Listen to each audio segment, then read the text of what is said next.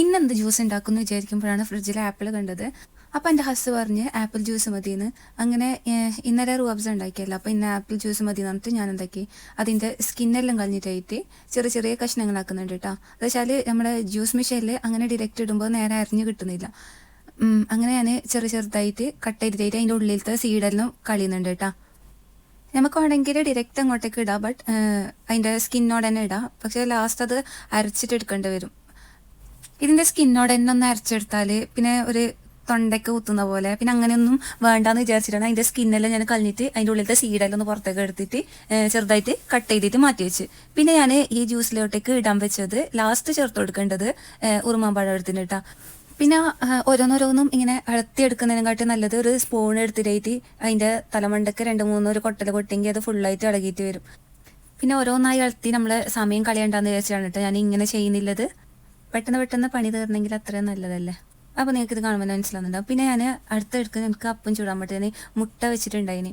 അപ്പോൾ മുട്ടപ്പത്തിന് വേണ്ടിയിട്ടാണ് കേട്ടോ ഞാൻ ഈ കടലമാവ് എടുക്കുന്നുള്ളത്. അപ്പോൾ ഞാൻ 2 സ്പൂണ് കടലമാവ് എടുത്തിട്ടുണ്ട്. പിന്നെ ഞാനത് അരച്ചെടുക്കുന്നത് വെച്ചാൽ അതിലെന്തെങ്കിലും പൊടിയും കാര്യങ്ങളെല്ലാം ഉണ്ടെങ്കിൽ അതൊന്ന് പോട്ടെന്ന് വിചാരിച്ചിട്ടാണ് ഞാൻ അരച്ചെടുക്കുന്നുള്ളത്. അപ്പോൾ നമുക്ക് പെട്ടെന്ന് അത് അതിൻ്റെ മാവ് ഉണ്ടാക്കാൻ നമുക്ക് അത്ര ബുദ്ധിമുട്ടുണ്ടായില്ല, അല്ലെങ്കിൽ ഇങ്ങനെ കട്ട പിടിച്ച് നിൽക്കുന്നതാണ് ഉണ്ടാവും. പിന്നെ ഞാൻ ഇതിലോട്ടേക്ക് കുറച്ച് ഉപ്പും കൂടി ചേർത്ത് കൊടുക്കുന്നുണ്ട്. പിന്നെ കുറച്ച് മുളക് പൊടിയും കൂടി ഇട്ട് കൊടുക്കുന്നുണ്ട്, കാശ്മീരിയാണ് ഇട്ട് കൊടുത്തത്. പിന്നെ കുറച്ച് മഞ്ഞൾപ്പൊടിയും കൂടി ചേർത്ത് കൊടുക്കുന്നുണ്ട്. പിന്നെ ആ ബാറ്ററിന് ആവശ്യമായ വെള്ളം കൂടി ചേർത്ത് കൊടുക്കുന്നുണ്ട്. കുറച്ച് ചേർത്താൽ മതി, നല്ലോണം വെള്ളാവാനും പാടില്ല, അധികം തിക്കാവാനും പാടില്ല. അപ്പോൾ ഒരു ലൂസ് ടൈപ്പ് ആയിരിക്കണം കേട്ടോ നമ്മുടെ ഈ മാവ് വേണ്ടത്. അങ്ങനെ മുട്ടേൻ്റെ ബാറ്ററും റെഡി ആയിട്ടുണ്ട്. പിന്നെ ഞാൻ മുട്ട പുഴുങ്ങി വെച്ചിട്ടുണ്ടായിന്, 4 മുട്ടയാണ് ഇട്ട പുഴുങ്ങി വെച്ചത്. അങ്ങനെ അതിൻ്റെ തോടൊന്ന് പൊട്ടിച്ചെടുക്കണം. അപ്പോൾ അത് ചൂടോടെ തന്നെ ഞാൻ അതിൻ്റെ തോട് പൊട്ടിച്ചെടുക്കുമ്പോൾ അതിങ്ങനെ പറ്റിക്കൊണ്ടുണ്ടായി. അപ്പോൾ എന്നാലും നല്ലതിൽ അളിയിട്ട് വന്നതിനും ചെയ്തിന്, അത് ഒന്നേ അങ്ങനെ പറ്റീനു, ബാക്കിയെല്ലാം നല്ലതിൽ അളിയിട്ട് വന്നതിന്. മുട്ടേൻ്റെ തോടെല്ലാം എടുത്ത് മാറ്റിയിട്ടുണ്ട്. പിന്നെ ഈ മുട്ട 2 സ്ലൈസ് ആയിട്ട് മുറിച്ചിട്ട് എടുക്കാം. ഇത് സമാധാനത്തിൽ ചെയ്താൽ മതി, പിന്നെ എൻ്റെ മുമ്പിൽ അത്ര ടൈം ഉണ്ടായിട്ട് എനിക്ക് ചെയ്യാൻ. പിന്നെ ഈ മുട്ടേൻ്റെ ഈ മഞ്ഞക്കരു ഉണ്ടല്ലോ അത് സെപ്പറേറ്റ് ആക്കിയിട്ട് എടുക്കാം. എൻ്റെ മുമ്പിൽ അത്രയും സമയം ഉണ്ടായിരുന്നു ചെയ്തെടുക്കാൻ. പിന്നെ മുട്ടയ്ക്കുള്ള മസാല റെഡിയാക്കണം. പിന്നെ ഞാൻ അടുപ്പത്തൊരു പാൻ വെച്ച് ആ പാൻ ചൂടായതിന് ശേഷം കുറച്ച് എണ്ണ ഒഴിച്ച് പിന്നെ അതിലോട്ടേക്ക് ഉള്ളി ഇട്ട് കൊടുത്തിട്ടാ. ഞാൻ ഒരു ഉള്ളി എടുത്തിനു, ഞങ്ങൾക്ക് ഒരു ഉള്ളി മതി. പിന്നെ പാകത്തിനുള്ള കുറച്ച് ഉപ്പും കൂടി ചേർത്ത് കൊടുത്തിട്ട് നന്നായിട്ടൊന്ന് മിക്സ് ചെയ്ത് കൊടുക്കാം. അങ്ങനെ ഉള്ളി ഒരു ബ്രൗൺ കളർ ആയതിനു ശേഷം നമുക്ക് ഇതിൽ കുറച്ച് കുരുമുളക് പൊടി ചേർത്ത് കൊടുക്കാം. എന്നിട്ട് അതെല്ലാം ഒന്ന് യോജിപ്പിച്ച് കൊടുക്കാം. പിന്നെ ഞാൻ ഇതിൽ കുറച്ച് മഞ്ഞൾപ്പൊടിയും കൂടി ഇട്ട് കൊടുത്തിട്ടുണ്ട് കേട്ടോ. എന്നിട്ട് ഇതെല്ലാം ഒന്നാകെ മിക്സ് ചെയ്ത് കൊടുക്കുക. പിന്നെ നേരത്തെ മാറ്റി വെച്ച മഞ്ഞക്കരം ഉണ്ടല്ലോ അതും കൂടി ഇതിലോട്ടേക്ക് ഇട്ട് കൊടുക്കുക.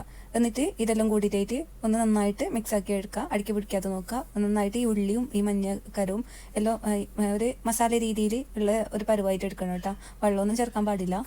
അങ്ങനെ മുട്ടപ്പത്തിനുള്ള മസാല റെഡി ആയിട്ടുണ്ട്, അതൊരു പാത്രത്തിലോട്ടേക്ക് മാറ്റാം. ഇനി അടുത്ത ചെയ്യാനുള്ളത് നമുക്ക് ഈ മുട്ട ഒന്ന് ഫില്ലാക്കണം, ഈ മസാല കൊണ്ട് ഫില്ലാക്കണം. അപ്പോൾ അടുത്ത സ്റ്റെപ്പ് അതാണ്. മുട്ടേൻ്റെ ഇത് പൊട്ടാതെ നോക്കണം. അപ്പോൾ ഓരോന്നോരോന്നായിട്ട് സമാധാനത്തിൽ ചെയ്താൽ മതി. അത് മസാല ഓരോന്നിലായിട്ട് ഫില്ല് ചെയ്ത് കൊടുക്കാം. ഞങ്ങളുടെ നാട്ടിൽ ഇങ്ങനെയാണ് ഇട്ട് ഉണ്ടാക്കൽ, നിങ്ങളുടെ നാട്ടിൽ ഇങ്ങനെ തന്നെയാണ് ഉണ്ടാക്കുന്നത്. അപ്പോൾ എല്ലാം പിന്നെ ഇതൊന്ന് പെട്ടെന്ന് ഫില്ലാക്കിയിട്ട് വേണം നമുക്ക് അടുത്ത പണി നോക്കാൻ. എല്ലാം പെട്ടെന്ന് ചെയ്യുന്നത്. എൻ്റെ മുമ്പിൽ തീരെ ഒരു സമയം ഉണ്ടായിട്ട് ബാങ്ക് കൊടുക്കാനായിട്ടുണ്ടായിന്. അങ്ങനെ മുട്ട അത് ഫില്ലാക്കിയിട്ടായി. പിന്നെ അടുപ്പത്ത് അതിൽ പാൻ ഒഴിച്ച് അതിലേക്ക് കുറച്ച് ഓയിൽ ഒഴിച്ച് കൊടുത്ത് എണ്ണ ചൂടായതിനു ശേഷം ഈ ബാറ്ററിയിൽ ആ മുട്ട മുക്കിയിട്ടായിട്ട് ഓരോന്നായിട്ട് ഇട്ട് കൊടുക്കുക. അപ്പോൾ കൈ പൊള്ളാതെ നോക്കണം. പിന്നെ മുട്ട ആയതുകൊണ്ട് പൊട്ടാൻ ചാൻസ് ഉണ്ട്, അപ്പോൾ കുറച്ച് ഡിസ്റ്റൻസ് വിട്ടിട്ട് വേണം കേട്ടോ ഇത് ഇടാൻ. അപ്പോൾ ശ്രദ്ധിച്ച് ചെയ്യുക എല്ലാവരും.